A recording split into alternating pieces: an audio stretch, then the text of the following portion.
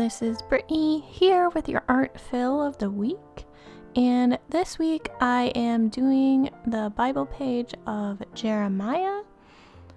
I just completed this book and it's fresh in my mind, so I'm doing this page before I forget the creative spark that I had.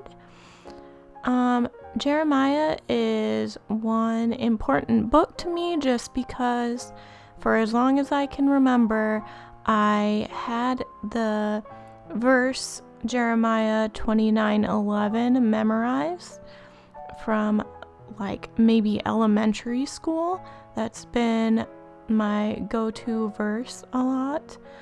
And that verse is, "For I know the plans I have for you, declares the Lord, plans for welfare and not for evil, to give you a future and a hope."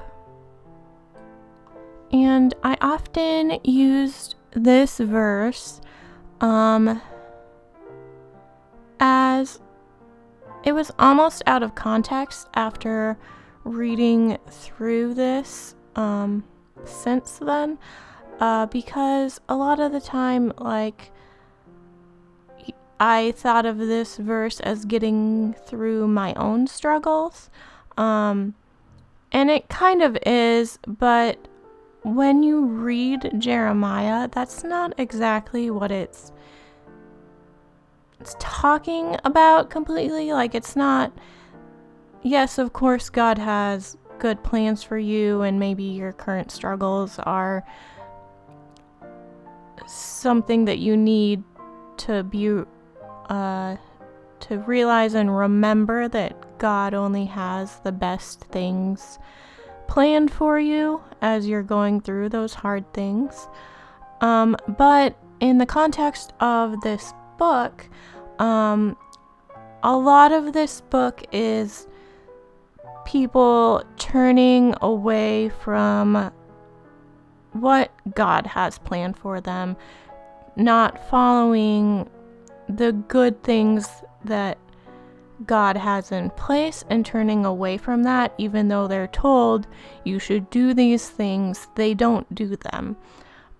So Jerusalem is taken over by Babylon, and God allows this to happen because of their disobedience to his commands, allowing these different things to befall them, because he's trying to teach them that if they had just listened to him, none of this would have happened. So it's kind of almost like a teaching moment, almost like a parent to a child who the child disobeys them and they have to punish them in some way so that they learn you weren't supposed to do that. So turn from what you were doing, try to be better, try to do it differently next time, do other things than what you just did. So I think a lot of years I kind of took that out of context a little bit. Yes, it's a good verse, but I think the way you can misconstrue what it actually means, because the truth is, yes, God does want the best for you, but that's not exactly what this specific verse is talking about. So I think often when we kind of cherry pick some verses, we can choose what feels like it fits your moment, when that's not exactly what it fit in the moment in the Bible. So that was something interesting with this book.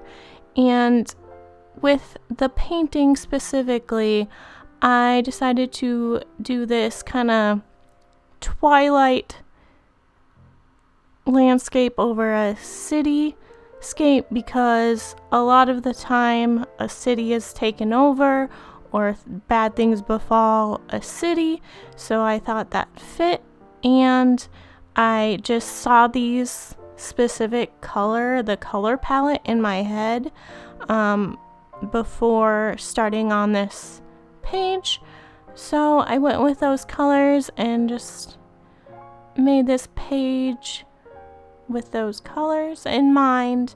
And I decided not to fiddle around with doing lettering over this time, and I got out another pack of my scrapbook lettering stickers and chose to put the stickers on instead so I didn't mess up what I did before, like I did in a previous